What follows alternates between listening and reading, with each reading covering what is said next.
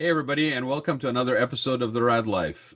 Today, I have a special guest on, a friend of mine, a fellow professional in the hospitality industry. As many of you know, I am actually a commercial interior designer, a hospitality designer. I have been one since 1994 when I basically pivoted, and we'll talk about that a little bit with Aileen. I pivoted from it was the 1991, the real estate market crashed, and I pivoted and went to design school on a complete, kind of, oh, this is interesting. Let's do this for the summer. And it led to another career path for me that I have been doing since 94.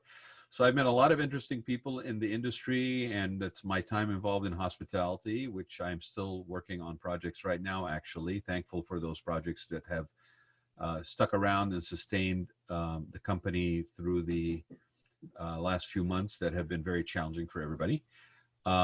So I want to bring Aileen on because she herself has a story to tell as well about how she has pivoted during this pandemic. And as she puts it, she didn't want to hear about people crying her a river anymore. So no crying me a river anymore, according to Aileen, and you just got to do what you need to do. So without further ado, Aileen Canta, how are you? Hi, Rod. Hi, everyone. Thank you for having me. I really appreciate it. It's my pleasure to have you, my friend. I was saying that, and we'll explore it a little bit further later. I was saying that, pivoting right now is something that everybody's doing. And since I started doing these shows almost on a daily basis after the shutdown, the first shutdown in March, we were talking about the importance of growth mindset versus bunker mentality, right? You just cut to the chase as you usually do. And when I start talking to you about being on the show, you're like, yeah, I'm tired of people crying me a river. So don't cry me a river. Don't cry me a river. Right. So yeah, it's true. I think, especially at the beginning, it was understandably jarring, understandably, sort of it threw everybody for a loop that all of a sudden here we are. And for those who maybe did not experience this, I know for our industry, this year started out with a bang. I mean, it was roaring. Oh yeah, it was roaring, right? I mean, even like the last couple of years have been good and steady. And I think there was a little bit of denial, to be honest, in the industry. I don't know if you agree with me, but last couple of years, the warning signs have been on the wall for a slowdown, not necessarily a pandemic. Like one of my favorite things that somebody shared with me, my friend Wendy shared with me, is when somebody says to you, well, we're supposed to be doing this and supposed to be doing that. And I'm like, I don't know. This is my first pandemic. How about you? Like, have you been in a pandemic before? I don't know what to do in a pandemic. This is new for me. So, but our industry was kind of, like a lot of other industries, I believe, we were looking at probably an economic slowdown. I think that was, the natural cycle of things.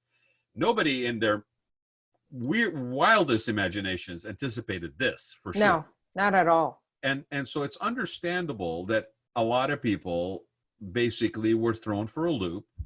Some people, like you and I, we work for ourselves. I think if you worked for yourself, you had probably extreme worries, but at the same time, you were not subject to the whim of others. Like you were not going to be laid off. You would lay yourself off, right? You didn't have that stress. You had different kinds of stresses, but those kind of stresses of being part of a corporate environment where somebody is going to make a decision for you was not there. So in that way, maybe we're a little bit lucky. A lot of people got furloughed.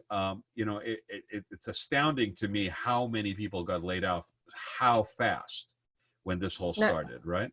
Yeah, it's just not the furlough. It's the reduction of pay, benefits, and then laying off, and then now completely letting them go.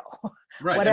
Whatever else do you want to call it, but it's now they're really cleaning house. Well, and those are companies that actually were, in my mind, very nice to their employees. They actually tried to keep them, they furloughed them, so they were still kind of having benefits and insurance coverage, things of that nature.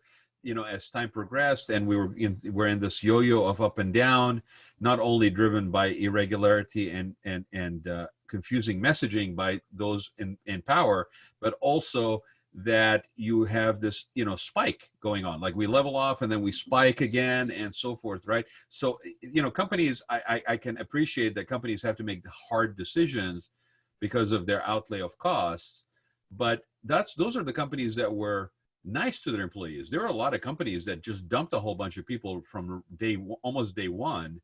And I think there will be a price to pay for those companies going forward if they are fortunate enough to still be around. So people were pivoting all over the place. I think they were pivoting so many times we were probably like spinning tops, like we didn't know where to go. We're pivoting here, there, anything that would work, right? So tell people a little bit about your background, because I mentioned that you and I are both in the hospitality industry. So you have your own business. You've been in this space for a long time. Tell people a little bit more about this, and then let's talk about how it's been for you. Like, what did you go through as part of this journey in the last few months?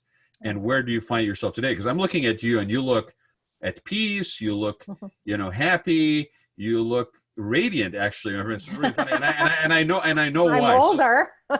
I'm wiser, maybe. You're older, you're wiser. That's why things, just roll off your back now. So tell people a little bit about you, about your company. What do you do? And then let's explore a little bit what you've been through the last few months. Sure. So I've been in the hospitality industry for 22 years, coming up 23, actually. I'm getting up there, Rod. I'm trying to catch up with you. Tell me about it. And I've been in the development, design, construction space on the ownership side. I've worked for various companies for REIT, and then 9/11 happened. I had an opportunity to consult for CNL Hospitality, and that my first big brand project that I had to work on, a conversion from a DoubleTree to a Hilton hotel. It was in Costa Mesa. It was a 528 room hotel. And I was basically, my role was a project manager, and there's lead people, and I just met them through, being an employee and all that stuff. I guess right. they like the way I work and my dedication, and that's how my daughter and I moved to Orange County from LA. We were living at the hotel Monday to Friday, and then Friday night would drive back to Encino, and then that's how this all evolved. That we moved to Orange County. Then after that, Sunstone Hotels offered me to work for them again through the connection that I had throughout my 20s, and then and Sunstone was in San Clemente, right? Correct, but I was working from home since I was the first woman director of construction for the West Coast. I was the first woman that worked for them, and then I was working from home anyways, and I only had to commute to San Clemente twice a month. And then I was on the plane all the time, or driving through California, LA, Orange County, or wherever my projects are.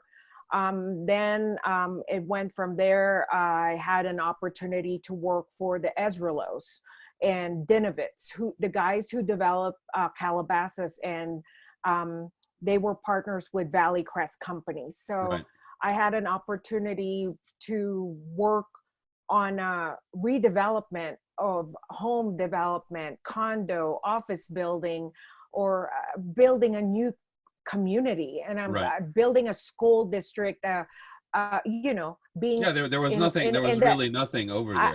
I've never worked on master planning, dealing basically with master plan community, but it was in Santa Clarita. And this is before the downturn hit. They sold the deal. I got the bulk grading permit. I actually I got a huge bonus from them because I've never done this before. I've done street zoning, street vacation permit rather, to be exact, and changed all the zoning for a commercial property to condos and all that stuff. And then I was like, whoa, I've never done this before, but I got their bulk grading permit for the two master plan development communities in Santa Clarita by means of going to the hospital because the building and planning person that I dealt with got into an accident. And I said, I can't, I'm sorry, I will do anything in my power. And I went there, lined up, and she got her stamp and stamped it on her hospital bed. And I was like the hero. It was so unreal. For me, it was. Well, you're talking about all the stuff that people don't see that happen, that all the stuff that has to happen, all the communication, all the interactions, all the, crossing the T's and dotting the I's that have to happen in order for what then basically people get to enjoy and appreciate. Yeah. Well, that's, I mean, hunt her down in the hospital bed. Okay, maybe, if it was today, you'd be able to take her something. Don't give it away yet, but you'd be able to take her something from your kitchen, right? Yeah, for sure. So anyways, and then I had an opportunity to just, continue consulting after that. And then I just took it, and it's word of mouth, and Tarsadia Hotels was one of my biggest clients, and built the Hard Rock for them. Hampton Inn, Homewood Suites, renovated a bunch of their hotels. And it just continued from there. So I had after that, the development, being into the development scheme, basically happened last downturn, when the Chinese investors came into the US, and they don't have any hotel experience. So I acted as their fee developer. So I stood on their behalf because of my background. I would do the packet for them, take it to committee for the brand to approve them, bring them the management company, get them, assist them with the financing, and basically do everything from start to finish on their behalf. And they're just on the sidelines. Obviously, they're signing the checks, they're signing the franchise agreement, the management agreement, and so on and so forth. But that's when basically almost 12 years ago, it started for me to become a fee developer. But then I got inspired. My original goal was to be a hotel developer owner. By the time I'm 40, well, kind of the downturn put a hold on that, but I didn't give up. And now our opportunity to be a hotel developer owner with our own set of investors happened. We were chosen, and we won the RFP back in 2018. And it's just on hold. It's in the Bay Area, and we're excited about that project. By the time we finish, by the time we finish, we'll be post-COVID, and it will be probably the first hotel in the Bay Area that will be, the new normal. So where are you in the process as far as that property goes? We have, we're in the ENA and DDA agreement with a city. It's a city-owned property. Got it. And it was originally entitled for 300 keys, but we're only building 200. We have an easement with the BART station. I can't give it away so much. No, that's and then there's already a parking garage built. It's in a commercial sort of situation, commercial property. Has theaters, retail, office space, and the hotel component. It's just been sitting there vacant, and we have to develop it. So is it an existing structure, Aileen? No, it's a land. Yeah. Okay. It's entitled. So the reason I was asking this is because certain services, certain professions were deemed essential services, right? Early on when this pandemic happened. And one of them was construction. So a lot of people continued to work. New projects maybe were not being green-lighted per se because of funding and restrictions and uncertainties. But the projects that were ongoing that had been funded, at least for a certain period of time, seemed to continue to happen. And it has changed in the last 5 months. But I found it fascinating that, especially in California, I mean, we are such a real estate development engine, economic engine, that for us, those were considered essential services. Now, that being said, even on properties that were open and operating, because there's a lot of volume, right? There's a lot of inventory out there. I mean, the last few years have really, I think, almost like overfilled the market, to be honest with you. I've had a certain feeling about that for the last couple of years, and every time I would bring it up, it was like almost like you're kind of a naysayer, and I'm like, it's just my economic sensibilities are just, I'm looking at a lot of supply, and I'm questioning how you're going to like innovate new demand sources to fulfill this. And so yeah, I was not necessarily surprised. I was surprised by the number, the impact, but I was not surprised that we went to almost an 80% lack of occupancy. Like that the number blew me away. I didn't think it was going to be that hard hit, but can we talk about that? What do you think happened there?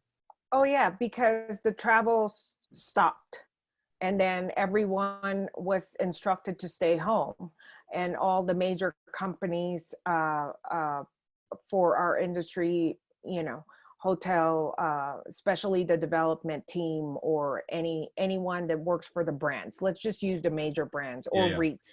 No one was allowed to travel. Everything, their credit cards basically got cut. The only thing that they can reimburse is for their internet and cell phone.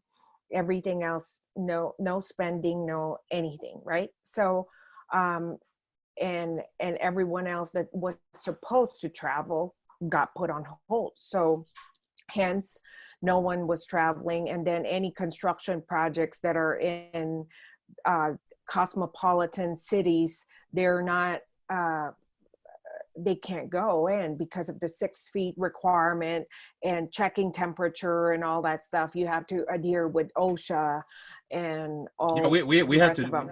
we had to do that on With, projects that what I was working on, that we were continuing to, like, we're I wrapping up. saw that. We had to yeah, we had to do that. And in fact, it was, it's an interesting uh, case study, almost, if you want to call it that. If you want to take put on your lab coat and get into that sort of helicopter view and look down at what was been going on for the last few months, it's an interesting case study, because we pivoted so fast in mass in terms of using technology, in terms of Zooming, in terms of meetings. All of a sudden, education. I mean, I remember the first week or two, I was like, okay, I'm going to take this show, because I was like you. I was like, what am I going to do? Like, I don't feel morally right to sell somebody on services that are design related when they don't know where their paycheck's coming from. Let's do a room edition. Hey, let's remodel your lobby. I know you Yeah, don't have any clue if anybody's going to show up in the next few months, but let's spend your money anyway. Just didn't feel right for me to do that. So I was it's like, wrong. what am I going to do? And I was like, okay, maybe I'll take the Raad Life show, and I'll take it to a daily situation, like touch base with people, find out what they're going through while we're all kind of in this together, kind of thing. And it also gave me an opportunity to connect, because we were in total shutdown, like, right? So I went to Staples, or I tried to get it even online. Within 3 days of this thing happening with the shutdown, we ended up where all webcams were sold. They were gone. They're gone in 3 days, right? We're That's talking about, funny. people were buying and stocking toilet paper, and webcams went faster than toilet paper. Oh, Until today, there's a lack of webcams. And if you could get a webcam used, you were paying 3 times the price. So it was interesting. It's interesting when you look at this. Like, we moved so fast to adjust to, resiliency, to reposition ourselves, at least from a survival perspective, not necessarily from a work and professional fulfillment perspective or money making perspective, but from just a survival perspective, we went like this.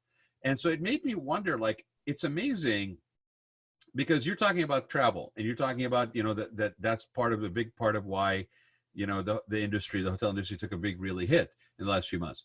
I honestly believe that when we come out of this, we are going to really need to look at other sources and other justifications to develop demand. Because if for the last 5 months, I, as a company owner, have had the ability to have all the people that I still held on to still communicate and function remotely, the last thing I'm going to do is add square footage to my office space right? I'm going to basically say, no, no, no, we're good. This is working. We learned how to do this. Why are we going to put overhead on top of us? We're going to basically maintain this sort of remote work situation. People themselves may go, I don't really know if I want to come into the office 5 days a week. I may want to come in 2 days a week. And then the other time, I'd rather have the flexibility of being able to like pick up my kid at 2 o'clock. And, you know, as long as my work is getting done and my deliverables and my timelines are being met, I want that additional flexibility. I'll even maybe take a little price, a salary cut in order to get that added benefit. So our world has changed in terms of, you know, what we want to experience, where we want to experience it, how we go about operating our lives. And so as an industry that is so intertwined with people's sort of experiences or seeking experiences, we're going to have to really reinvent how we think about selling the services. Yeah, and not only that, Rod, the point of now all of a sudden driving doesn't seem to kind of like back in, what was that, heydays of driving in the 60s and 70s, like people drove everywhere to get to a destination, and it's more such a much more simpler. It is. Life has become very simple. I remember last winter season. Okay, I was killing myself to find another half an hour in my schedule so that I could add one more event to go to. Right. I mean, I laughed. I was recalling some of this stuff. I'm like, what were we doing? Like, it was about. And I totally get it, right? It is societal. It's peers, not pressure per se, but peer behavior. You know, there's some of this stuff where it's like, you know, you got to fit into this sort of rhythm, and if you're not moving at this rhythm and this pace, then you're maybe missing out on something or not really doing. Trying to belong everywhere. You're trying to please. You're forgetting to please yourself. You're trying to please others, or you're trying to just kind of like do rumble and jumble. And jumble. Rumble and jumble. You're not rumbling in the jungle. That's right. For what? And you're not accomplishing a lot. You're just socializing, and then what? You're not being productive, and like you and I. Well, there's the level of your level of fulfillment is. I've been using the word fulfillment a lot, even more so than satisfaction. I've been using the word fulfillment, and I've been using like, you know, what parts of you do you need to feed, right? Because you've been feeding your pocketbook maybe, but have you been feeding your soul? Right? And a lot of people, especially, you know, later on, I mean, I'm in my mid 50s, you know, we've been kind of sold this story, not necessarily a bad thing, but the story where it's like, you know, you're supposed to, you know, work your ass off to a certain point, and then you'll go play golf for the next, you know, 20 years. I can't play golf for 20 years. No. Right? I need to have another purpose. I just had a gentleman on last week, Richard Ward, and we were talking about success with purpose, right? And we know some people like Larry Broughton comes to mind. There are people that actually apply themselves in different ways. It's not just about, you know, their companies. They're successful in their own professional capacity, but then they also try to give back in different ways. Another gentleman, Charles Antis, who's Antis Roofing and Waterproofing in Orange County. Again, you know, he's out there philanthropically giving, involved in a lot of boards. You got to feed other parts of you other than just your pocketbook. Otherwise, you become sort of like an empty shell. You're going a lot of depth. Yeah. So what happened with you? Like when I mean, I'm assuming you also had slowdown, right? Of course. All of our projects, basically, I was coming back. I'm stuck in Denver right now. I commute going back and forth to Orange County and Denver. I have an office in Costa Mesa. I moved from Newport Beach to Costa Mesa. And that's been my MO for the past 6 years. Hey, by the way, I know you've got a little, you know, hand in the cannabis side of things. Did you hear what Costa Mesa was doing with they're about to possibly approve? No. In Costa Mesa, yeah. It's happened. There's wow. a thing today, actually, if I remember correctly.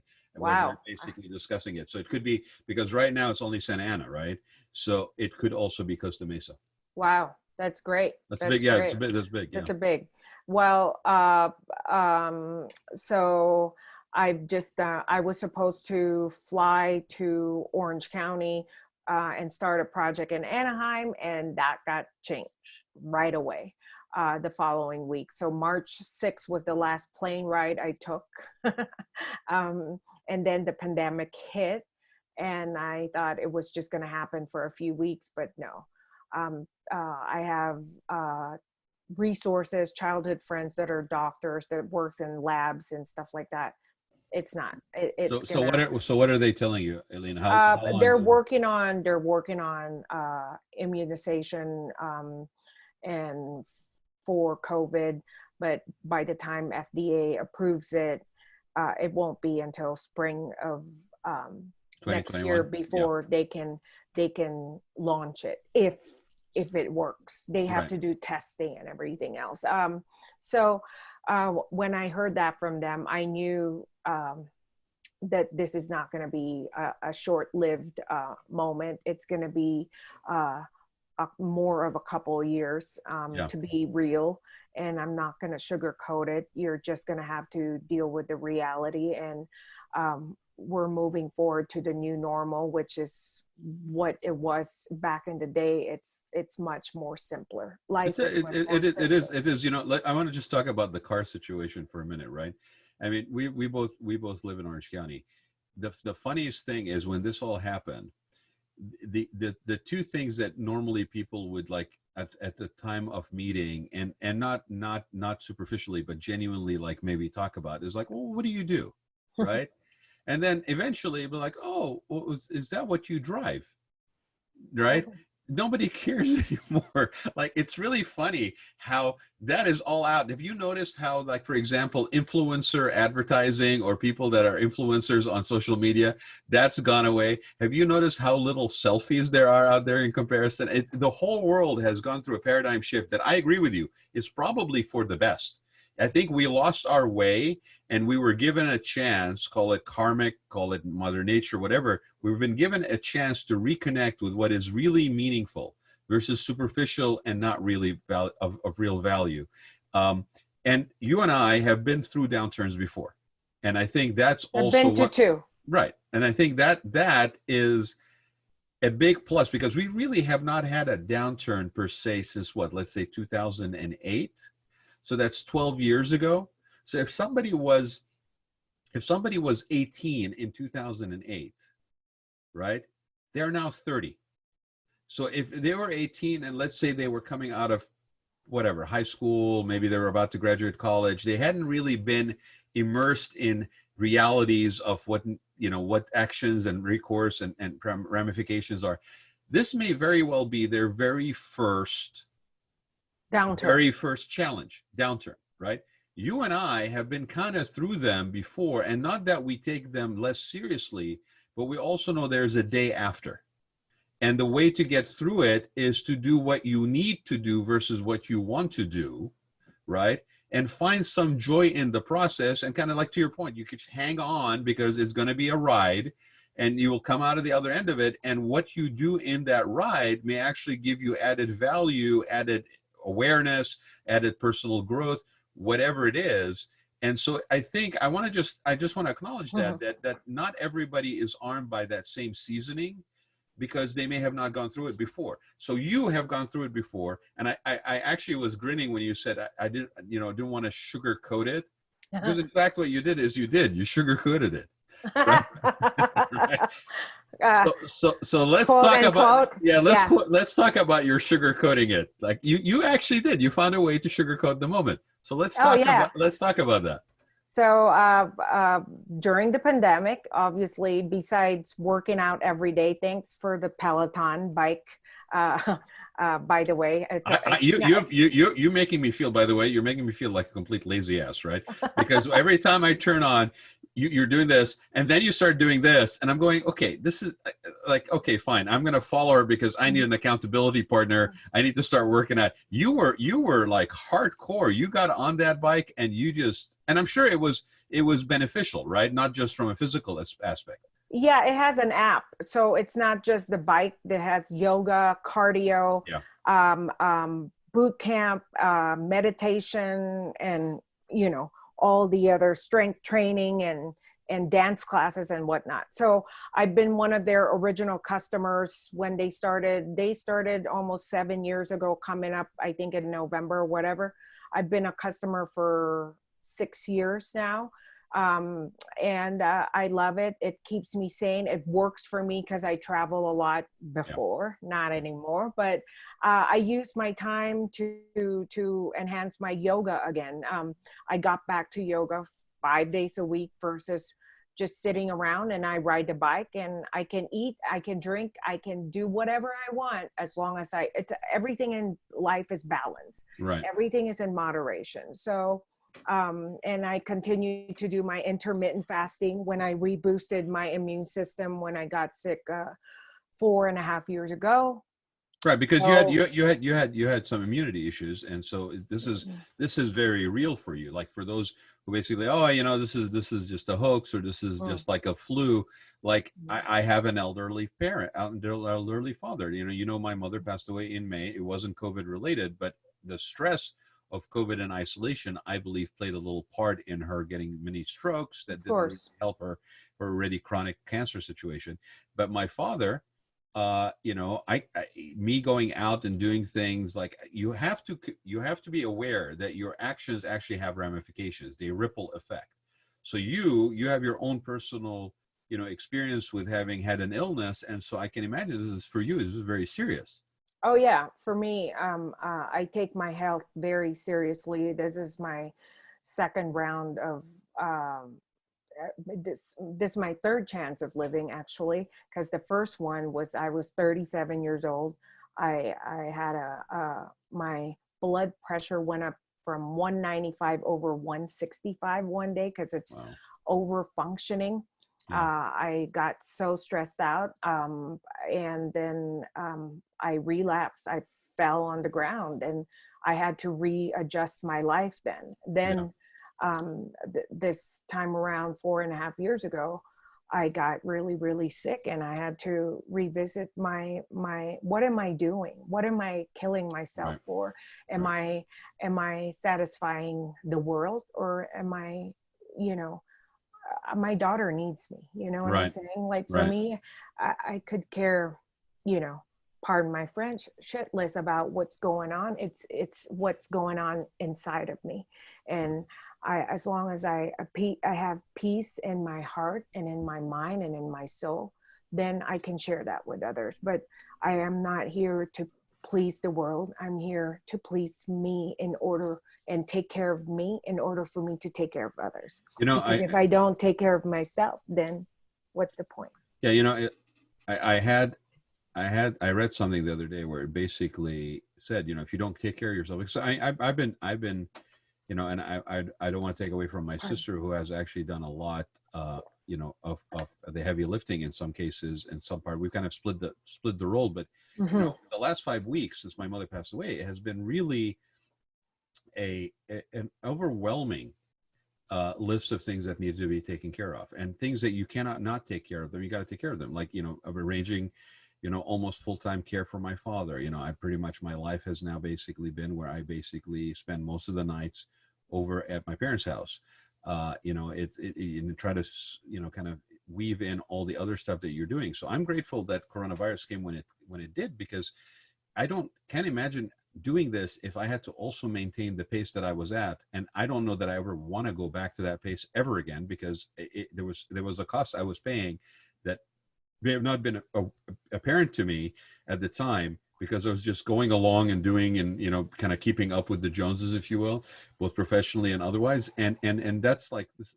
It is completely asinine to do that. So I'm not doing that. But the last 5 weeks have been a real drain. And I got to tell you, what you're describing is very real. Like when you have those stresses going on and so forth, if you don't take care of yourself, especially if you're kind of in a caregiver role, which in your case, your daughter, your responsibilities, right?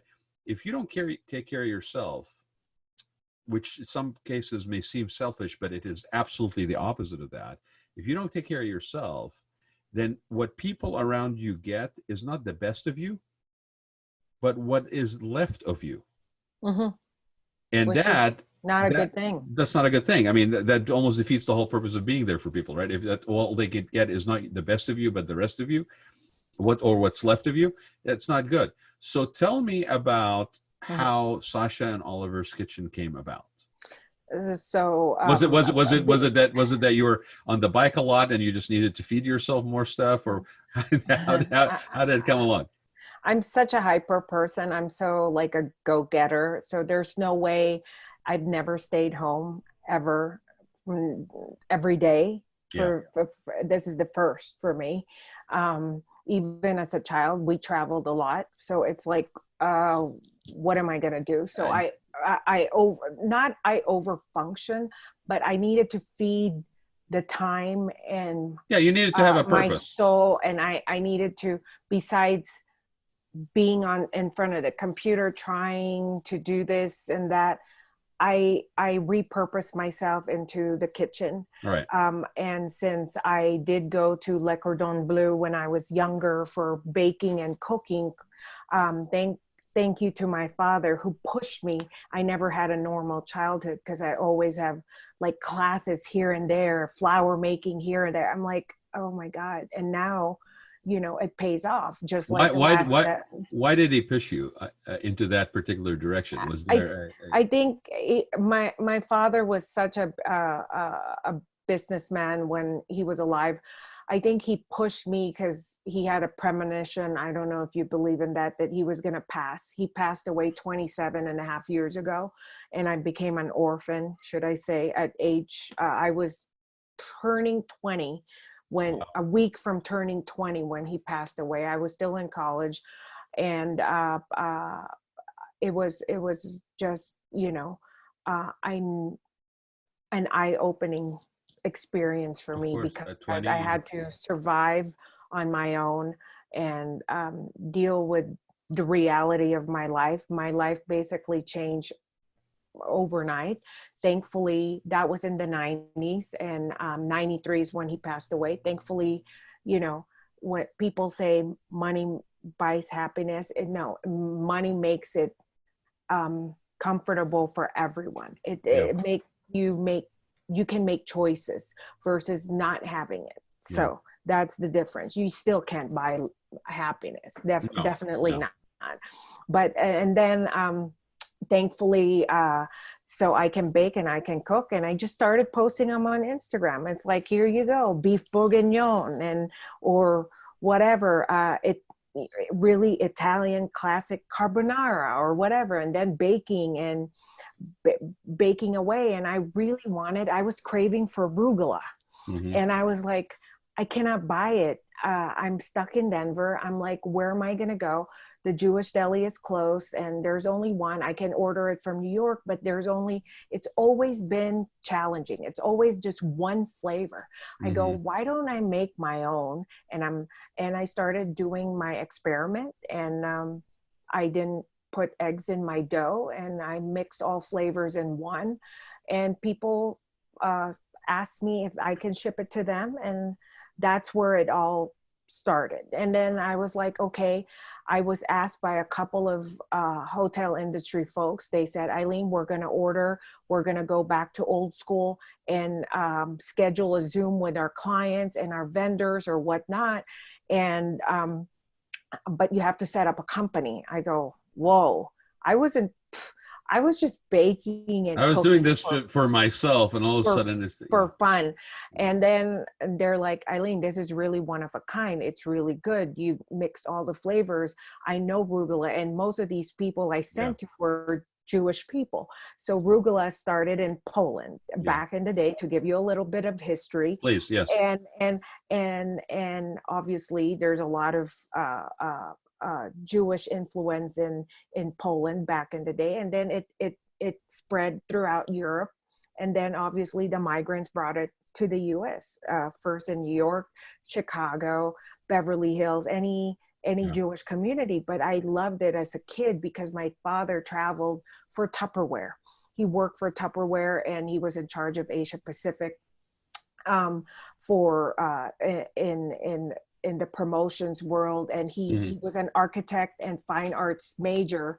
He had 2 degrees, and he used his talent in designing different products for Tupperware to coincide with your culture. So very, very nice. but correct. So I was exposed as a child, having a test kitchen and all that stuff. He always brought me, he would ask me to sing. He would ask me to cook. I did everything he asked me to do. I was an obedient child. Not really. I was.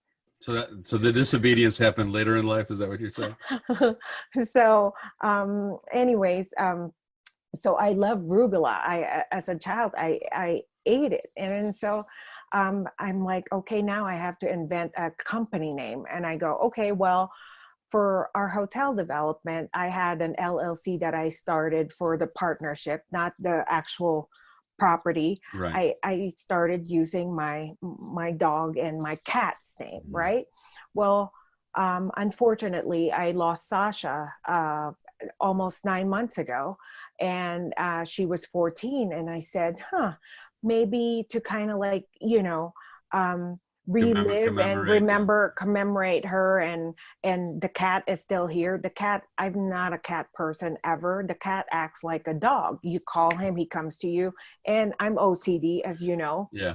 Not in a bad way, but no, I'm a clean freak. I'm very organized and stuff. So if you're my pet, you gotta freaking take a bath. You got to brush your teeth. I baby wipe the dog when I trained the dog to get baby wipe when going back to the house and stuff. And so the cat copied everything that the dog did.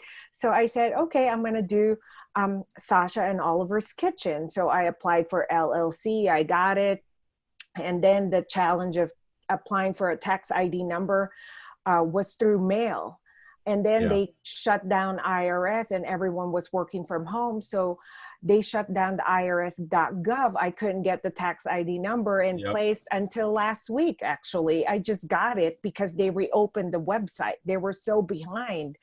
Now I'm just waiting for a sales tax ID. Then I can launch the website fully. So the website is under construction. It's not fully functional yet. You can't order from it yet. I'm going to work on that once the sales tax ID comes in. In the meantime, people can go check it out. It's Sasha and Oliver's Kitchen. And I have an Instagram at Sasha and Oliver's Kitchen. I saw that too.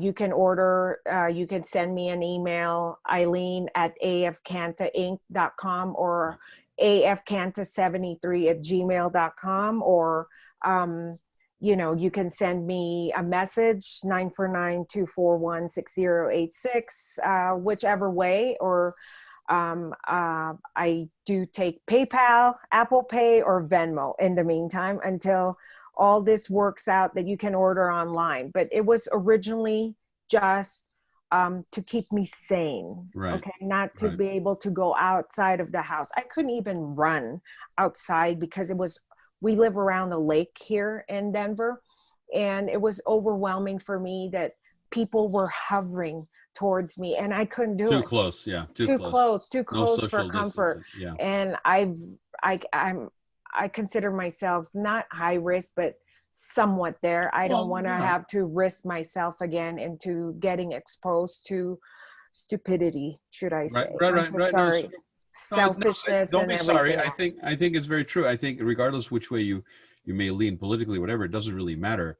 At this point, it's not even about pointing fingers. We obviously have a problem with rising numbers. I don't care if 25% of that number is correct or incorrect. Like, somebody was telling me the other day, well, the death rate is only 0.04% or whatever. It's less than 1%. I said, okay, but you keep using, percentages, but that 0.04% still is 140,000 people that are Americans that died in this situation. Even if you take half of those away, okay, and say that those were erroneously reported, that is still 70,000 people that died. Okay, so you're going to go tell me that whatever relative, mother, father, son, whatever, that's surviving that person and the 70,000 that passed away is going to basically look at you and go, yeah, you know what, that's fine. You know, I lost my relative, but you know, it's only 0.04%. So I totally get it. We shouldn't be concerned about it. Like if that person was your mother, your father, your daughter, your brother, your uncle, your neighbor, your best friend, are you going to tell me that you shouldn't be taking this seriously? So again, you know, it doesn't really matter. I agree with you 100% that if people were being a little less stupid and selfish and actually more concerned about being good stewards and good, you know, being my brother and my sister's keeper as much as I can, I think we would basically be out of this a lot sooner. Oh yeah, for sure. It's not looking good right now because we're just being stupid. And now we're on the second round, and Yeah. second round of shutdown, especially where you're at. It's sad to Oh, say Orange County, LA, Riverside County, Texas, Florida, Arizona, Georgia. I mean, it's just well, and crazy. you know me, Aileen. I mean, like for me, I don't worry. I'm not scared. It's not like I stopped working. I've still been going to job sites, right? But you have to adapt a different attitude. You went when there were not a lot of people. You limited the number of times that you could go to the site and you try to basically consolidate as much of the functions as you could possibly. You also had to be aware of the fact that if, should I, heaven forbid, pick up something, I will now basically not be able to be there for my parents should they need any help as simple as delivery of groceries. Like now I put the burden on my sister. So my actions do not basically not impact others. And so when I see people basically telling me about their rights, I said, you know what, I don't know about you, but when I came to this country and I appreciated what freedoms it provided, I never was under the impression that my rights did not come with responsibilities. And if I have responsibilities and that's the way I honor having rights, then I don't basically walk around taking risks that could impact other people, because that is absolutely not only stupid, but selfish. Absolutely. I agree 100%. Right. So, but here's the old school way of reaching out to people if you're interested, but I'm going to send you one, Rod. you're gonna tease me right now by showing it to me on camera. Here's Okay. arugula. Okay. So and go ahead. No eggs on the dough, and It's beautiful. It's very moist, and it's, as you can see. Hold on a second. Keep the box so I can see what's written on the side of it. Oh, I'm going to show you. This is my original box, right? Just Canta resist it. Can't resist it. Yeah, I love it. My last name instead of just can't resist it. I love it. Canta resist it. I love it. And it's very moist. As you can see, the parchment paper is soaked. And I bake in high altitude, so I had to you have to adjust, readjust and factor in the moisture for shipping and all that. And here's the new box that I've developed. Now it comes with a story. Oh, cute. It's a picture of Sasha and Oliver. They were inseparable for 14 years. And then Oliver is an unusual cat, so much so that he has taken up baking to remember his best friend Sasha. He named the company Sasha and Oliver's Kitchen. Thank you for your support. Devour this decadent delicacy, Edison made with love. And then XOXO, Oliver the Baker Cat. And then it has all the hashtags inside. Yep. That you have to do. And you can't resist it. That's right. And then here's the website and the Instagram and contact number and all that. And I thought packaging is very important. And sure. To me, I think we always talk about this, Rod, because you're one of the people that can understand me, because we're both, multicultural, and we've lived everywhere.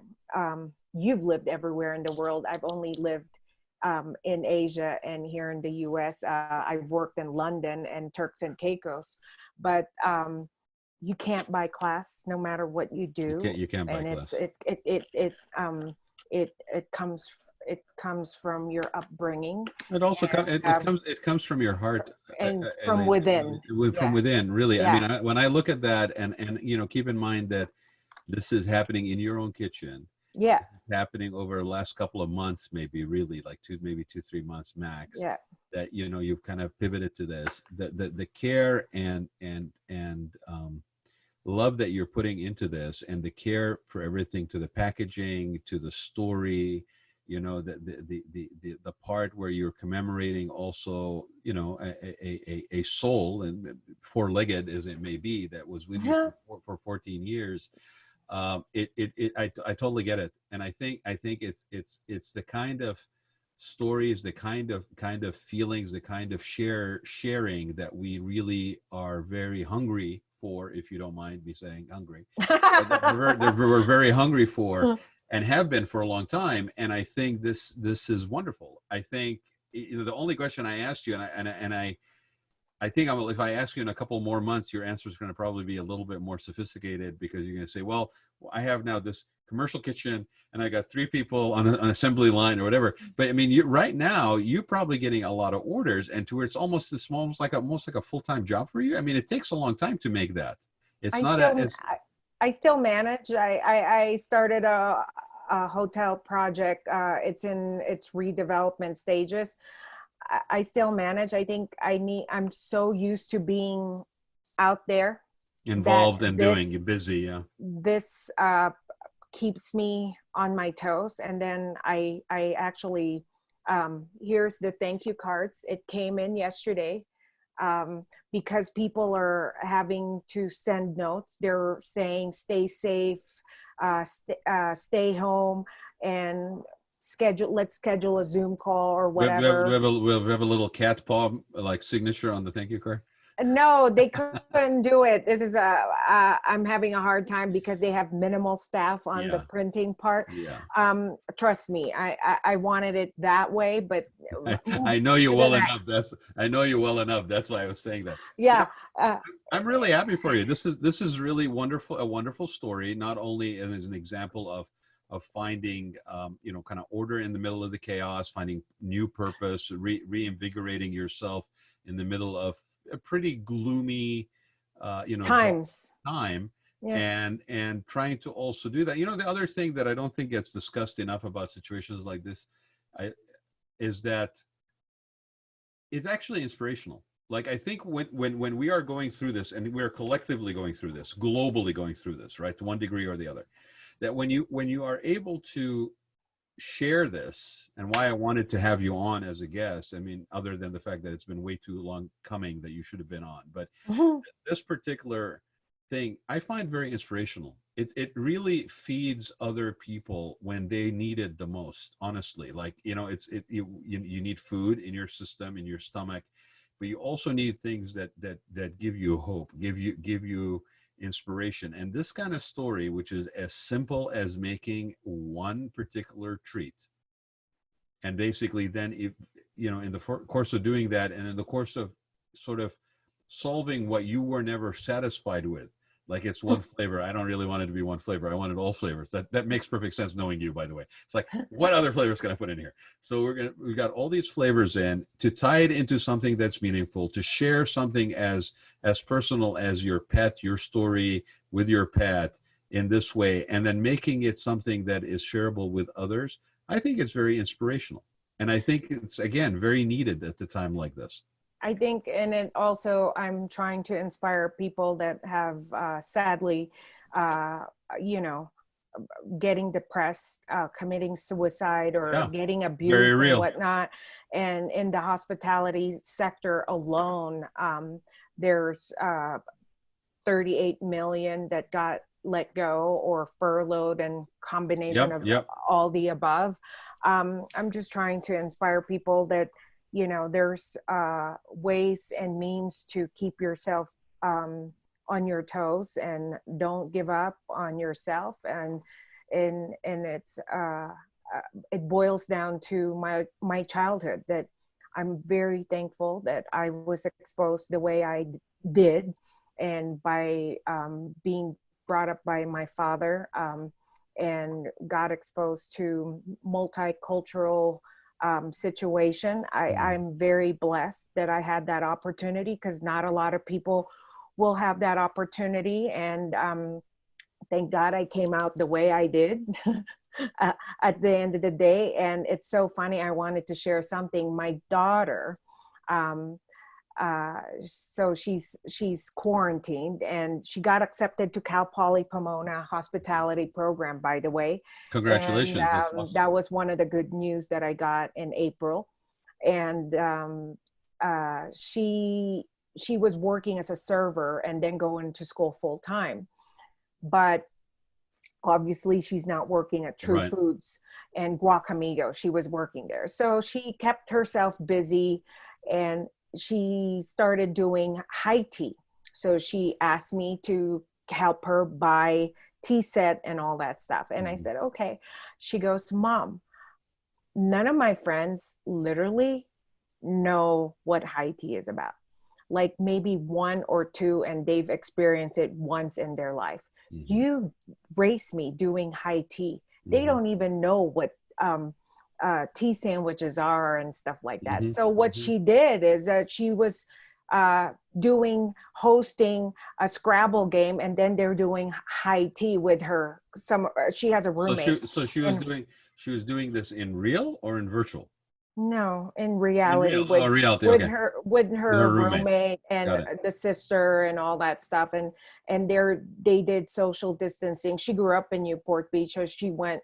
So her friends from Newport Harbor, they were all parked in their cars, and then she set up in the middle. She was teaching them about high tea, and this is how you drink your tea. There's different kinds of tea, and she brought all the teas that I sent her or continued to give her. But it's just so funny that I instilled this in her as a child. Yep. I fed her all different kinds of food. Yep. I took her traveling. You can't buy that. No, you really can't. cannot buy that. Like when we went to Paris when she was 9, right, Raad? She was in a group, and 80 people, including the parents. That only 2 people that ate foie gras and escargot. Who? You and her. Correct. And 1 kid tried it. Everyone else ate spaghetti and pizza. You're in Paris, for crying out loud. That's kind of, you know what I'm saying? It's open. It's being, and I think what we can take from that, actually, if we wanted to, and I agree with you 100%, is that, again, situations like this, whether they are on purpose, like taking a trip to Paris on purpose, or where we find ourselves in a situation that has been put upon us, like what we are in right now, right? I think the trick is always to be open for new, to be open for things that you don't know. And unfortunately, a lot of people act from a position of fear, which is, to be honest, a big part of why we're in this mess, is acting from a position of fear versus acting from a position of curiosity, right? I think what you taught your daughter is curiosity in a healthy way. I mean, you also taught her the sort of the openness of sharing, because she's not just doing this high tea for herself. She's actually using it as a cornerstone of gathering and socializing safely with people and sharing something of herself with them, which, if they're curious, then it's also appealing and draws them to her. So they're building memories, they're building their relationships over something that is a shared experience. I think if I had to tell anybody, and I agree with you 100%, I mean, you and I are wired in the same way this way, is if you are able to be open for new experiences, open to things, even challenges, and willing to see what else is in it. Is it a challenge, or is it an opportunity to learn something else? Even if it's to learn how to avoid it next time, right? But to approach something from a position of fear is kind of limiting. And that being said, though, there are things that you should be concerned about. Like, for those people that are saying that anybody who's sequestering themselves, or anybody that's basically, using rational behavior, like you, I have an immunity problem, or like me, I have responsibility for other people around me. And so I know I'm not afraid of coronavirus, but I am respectful of the fact that there's something here that could be a danger out of the normal. So for all these people that are basically, maligning people that are afraid and are sequestering and are not coming out and they're not taking risks, no, that is rational. What is irrational is when you basically are not open for things that are different. When you basically, instead of being curious and finding out, your first reaction is No, no, no. I must do everything else to protect myself from you, and you and I talked about this. I think we do our children a disservice when we teach them that as a knee-jerk reaction versus what you taught your daughter. And it's a perfect example. Here's a situation. I'm sure she is challenged. I'm sure she's feeling, stifled. I'm sure she's feeling like she'd rather, have a little bit more freedom and spend time with her friends and all this stuff. But what has she done? She has looked at a situation. She has found a way to find a light in it and to share it with others to also lighten their burden and their worry. You are doing the same thing with Sasha and Oliver's. So, they say that, things don't fall far away from the tree, my friend. So you have done very well. She's not perfect. We've been through challenges, and none of us are. She went to University of Alabama, and she was studying, if you recall, interior design, Right. major in architecture. It wasn't for her, and she switched her major, and we went through challenges. She partied. I'm not gonna again sugarcoat it, but that's part of her journey. Yeah, but she was too young when she graduated high school at 16, and now she maturity kicked in, and she's cooking a lot. I've taught her how to cook, but she's cooking a lot. She's calling me for recipes and how to do this, how to do that, and it's really great. Like I said, do you need money for grocery? Mom, I'm okay. Grandpa sent me money, or oh, I did this thing for my friends, they paid me, or whatever. I'm like, it's to me, it's an accomplishment. She's her mother's daughter. It's an accomplishment for me, and it makes me tear up a bit, because I'm that way. I'm very emotional, and those are good feelings. Those are good tears. So it's a great feeling, and I'm proud of her, definitely. And I wanted to add something though before I forget. Go. So I mailed a box to Sam Nazarian. I'm pretty sure you've known of him, and SBE Entertainment. Yeah. So he started a ghost kitchen concept. I don't know if you've heard of that yet. Sure. So Sam Nazarian, I've met him when I was 25 years old, when I first started working for Brad Corzine. Sam and his father were investors of Brad until 2002 is when he started SBE.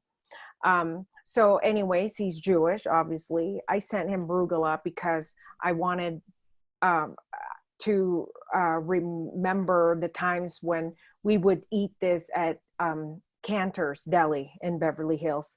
Whenever we have a meeting, and we always have it at the office and stuff. Right. So I'm actually, I took a risk of sending him a package for hopefully I can be included in his ghost kitchen future for the hospitality world. Well, and for those who don't understand what ghost kitchen is, ghost kitchens are actually going to become even more and more essential and important as we come out of this, because what it does is it eliminates the need for seating or any of that support structure. It actually has shared facilities. It's almost like a production kitchen that is then basically supported by delivery or what have you. And actually a lot of large entities, like people that are multi-locations, are taking the burden off their brick and mortar locations as far as deliveries and pickups, especially with Ubers and DoorDash and Uber Eats and stuff like that. And they're now starting to basically support that function that is obviously has grown through the pandemic because there's more orders and pickups. They're supporting it through ghost kitchens. And that is actually, I've heard of it. And I know it was kind of happening, but not really bigger. Whoa. So I get totally, you remember me asking you a few minutes ago, if I ask you this in a couple of months, you're going to basically say, I have a commercial kitchen I'm making Sasha and Oliver's out of. Yeah, I totally see you doing that. Hey, if people line up for donuts, if people line up for that lady who started Sprinkles, she wasn't trying to sell it to the masses. She was making a quality cupcake. It's super sweet, but man, she started in her garage. Okay. And she was bored out of her mind. She became a mom. She didn't know what to do with herself, and she just didn't want to depend on her husband. And now her husband is her CEO, right. And the husband works for her. And not trying to emulate her in one shape or another, but I'm just using that as an example. I'm not trying to sell to the masses. My arugula is one of a kind. I believe in it, and it's all organic ingredients, and it's quality. It's like Gucci or Coach, hey, whatever. empires have been built on a lot less than that, and Yeah. and I mean, there's certain things that are basic formulas: good product, unique positioning, nice, careful packaging, a decent story behind it that's genuine and real versus fabricated. And it's something that is basically you can carry around and you can give away and you can gift and whatever, plus your packaging and your color combination is perfect, right? It's not Tiffany exactly, but it's got a little bit actually of subtle. Right. It's a little bit subtler than that. And but the color combination is classic. I mean, it alludes to a certain expectations of quality, just the color combination alone, let alone the product itself, right? And then the thank you cards and all the touches along the way. So I could totally see this where I would walk into like a Monarch nearby, or like any of these hotel properties that have their little delis and their little Starbucks or whatever, and I could totally see small boxes of this where people basically, oh no, I totally can, by the way, honestly, like it's perfectly packaged. It would sit very well on a shelf. No need to refrigerate it. No need to refrigerate. It can go for 2 weeks. Right. Well, right. And at the same time, I know it's fresh because of that. And then if I'm grabbing something and going to visit somebody, or I'm going for a meal and I want to bring something with me, this is something that it has a story. It's not a usual thing I'm going to pick up everywhere. Right. So I actually, honestly, I would probably say at some point when you're ready, maybe in a smaller box size even, this could really be something that could be pitched to, I mean, I can think of 4 or 5 places that are in hotel properties that are, there's Surf Heroes at the Hilton property in Huntington Beach. There's Petals, I think something in Petals, I can't remember the name now, in Monarch Beach and Dana Point. There's all these little sort of like cafes, shops that are basically, it replaced one of the 3-meal restaurants, and as you and I know, so that could easily be something they can buy. I mean, if I can buy a self-help book in there and a branded T-shirt, I want to go basically take a walk on the beach, and I'm drinking coffee. I'm picking up a cup of coffee, right? So can I just get a box of this? And so I totally see this basically taking off, and I'm really happy for you, my friend, because it's something that you're doing from your heart. But it's also a great example of how, as you put it, don't cry me a river, right? And don't sugarcoat it. And if you're going to sugarcoat it, then come up with something like this. Yeah. I'm doing a limited edition flavors that you can only buy. You have to continue to entice, the customers. You got to continue to develop your product, right? Exactly. Yeah, and it's funny how the videos I learned how to do screen recording, because I didn't know that when they tagged me on Instagram. How the hell do I know that only I can see it, no one else can see it. Right. So then my daughter and my niece actually taught me. I kind of forgot it a couple of times. They taught me how to screen record it, and I just started posting all these videos that folks have recorded of themselves, and I'm not even done yet. And there's this one lady, her, Margaret McMahon. Yeah. WATG. WATGLA. Yeah.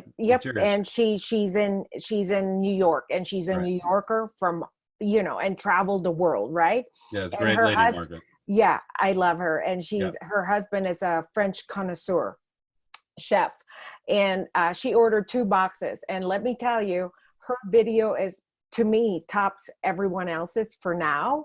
It's because it's so real and it's so genuine. She's very genuine and real, yeah. She opened 2 boxes. She had a bottle of wine, and she had 3 dogs laying there, and she goes, "This is the best effing rugula ever. I've traveled the world. I've had rugula. I've never tasted anything like this, and it goes well with my wine, and I finished 2 boxes, and I don't care. I love you, Aileen. I love your rugula, and I love Sasha and Oliver." Everyone, it was so genuine. She was just like she's one of the people that said I should start this, you know, it's really good and blah blah blah. And it was just so cute. It's so genuine. And I'm really excited and looking forward to what this can bring me and everyone else. And I'm looking forward to maybe going on NBC or something. My niece is a PR person, and she's actually going to work on how am I going to get this to the folks on the Today Show or something. Yeah, I think, I mean, it really isn't that difficult. I think when somebody applies themselves in that way, there are ways to get it. And I think the other thing that's happened with this pandemic is all of us used to live in a world of noise, in a cacophony of content. There's just so much, right? I don't even look at email blasts anymore. Like I think we have really, a lot of us have just cleansed, is the word you and I were using, cleansed a lot of stuff out of our lives. Unfortunately, in some cases, people too, but we've cleansed a lot of stuff out of our lives that was just noise, a clutter, not really meaningful in any way, shape, or form, and not with prejudice, but with just open hand, just kind of cleansed it. Just let it go, you know, just let it go. And as a result of that, I think there's space for people. So when I see something like this, I'm not trying to find time to basically appreciate it. I actually can appreciate it. I can stop. I can do this because there's room. It's not so crowded. You know, it's like a spring cleaning. Like, you know, coronavirus is probably going to end up being the ultimate spring cleaning for people. Like it happened in spring, and we basically just cleansed everything that didn't work for us. Because it goes through until next year. They already canceled the Rose Parade. They already canceled Oscars for next year. It's not. This is. My predictions is I had somebody tell me today, no, it's okay. It's going to be over in November because they're associated with the elections. I said, no. You're misunderstanding human behavior. You're misunderstanding human psychology. You're not really looking at things from a historical perspective. Again, to your point, people being exposed younger in their lives, earlier in their life, to that there is other things. There are lessons to be learned in history, through other cultures, through things like that. To, again, be open to receive that knowledge. Be open to be curious, right? You're curious about, I can't get what my favorite treat is, so I'm going to make it, and I'm going to put all the flavors that I never found in it because they should have been in it from the beginning. So in the course of that, you invented something, and I can see it in your face. I mean, you are just energized, you're happy, you're excited, and you know what? I can think of worse things to wake up every morning being. And it's you know, it's funny how FedEx approached me because I've had an account with them forever, right? But I just use it to ship plans or right, you know, phase one report or anything, right? Like I just use it for work. Yeah. Period. And then they started seeing I spent $1,500 last month on shipping. Yeah. So they're like, and it's all express. It's either overnight or 2-day. That's it. Because I want the product to arrive as fresh as possible. Yeah.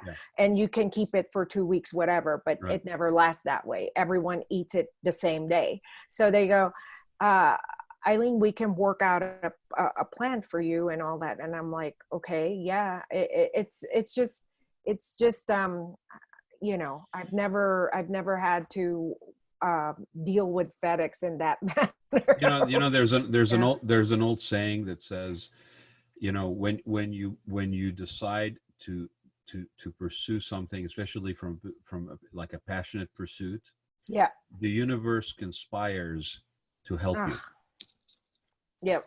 Right. I always it's one of my favorite sayings because it almost insinuates that the universe consciously, right, it conspires to help you. So all you got to do is make a decision to explore, to be curious, to pursue something from a position of a passionate pursuit, and all things will align if it is the right thing for you. And I can't wait to see where this happens, and I can't wait to receive my box. All I right. will send you one. I'm sending you one today, Brad. I promise. That's fine. I don't think I'm going to come even anywhere close to Margaret's video. Margaret, a shout out to you. You're a great person, and we both just acknowledged it. And I think I can't wait to see that video once she puts it together. I don't know that I'm going to match her video, but I promise you I will send you one. But it really is great to spend time with you, my friend. It's been too long. We need to do it in person as soon as possible. I know. Thank you. I appreciate you inviting me, Rod. I know it's been, I think we talked 3 years ago, and you said, Aileen, you should be on our show. Aileen, it never happened. And there you go. You know what? Things happen when they're supposed to happen, right? They really do. And so I learned a long time ago that to be open to receive things, but also to not, I mean, we all have expectations, but to not basically worry about pushing something, because if I really believe things happen when they're supposed to happen. Things happen for a reason. And they happen for a reason. You may not, you may not know what that reason is when it's happening, but that's why it's important sometimes to get out of your own way and let the thing happen, because it will teach you something. You will learn something from it. It may be a life pursuit that comes out of it. It may be a clarity on an issue that you're not clear about. It may be finding another purpose like you have done here that feeds a part of your soul and feeds other people as well and puts smiles on their faces. So I really appreciate you being here and spending time with me. Love doing it all the time, and I can't wait to get that from you. And if anybody's interested, please check out Aileen's Sasha and Oliver's Kitchen. It is on Instagram. SashaandOliver'sKitchen.com is the website. It will be more fully functional as soon as she's got all her paperwork in place. But really, just thank you so much, my friend. It's really a blast to spend some time with you today. Thank you, Rod, and have a great week. And let's stay in touch, okay? Absolutely. You too. Right. Thank you very much, everybody, for joining us for another episode of the Raad Life. This one was a real sweet treat. I'm sending you one. Bye.